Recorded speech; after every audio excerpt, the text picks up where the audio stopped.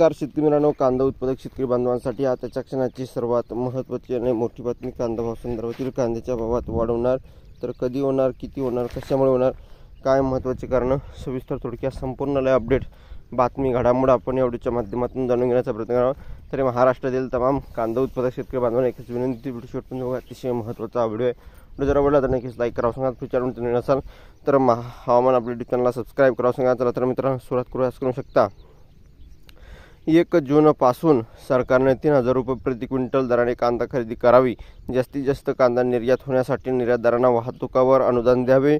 या मागण्या मान्य न झाल्यास शेतकरी संघटनेने मातीमोल विकला गेलेला कांदा कृषी मंत्र्यांच्या दारात ओतणार असा इशारा शेतकरी संघटनेने दिला आहे.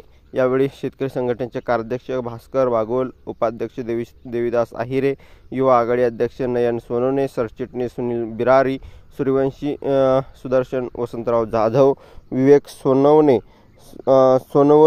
राकेश आहिरे, त्र्यंबक जाधव, विकास सूर्यवंशी, राजीव सावंत, पोपट आहिरे आदी शेतकरी उपस्थित होते.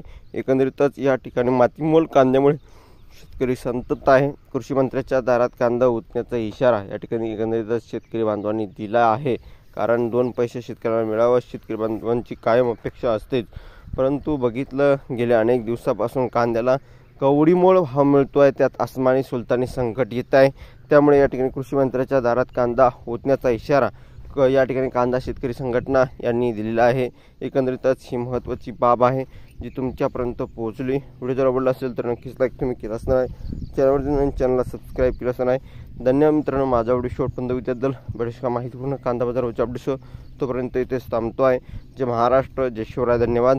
लाईक, शेअर, सबस्क्राईब आणि कमेंट करायला विसरू नका. तर भेटूया पुढील व्हिडिओमध्ये अशाच एका माहितीपूर्ण कांदा बाजारावरच्या अपडेट्स. तोपर्यंत इथेच थांबतो आहे. जय महाराष्ट्र, जय शिवराय. धन्यवाद.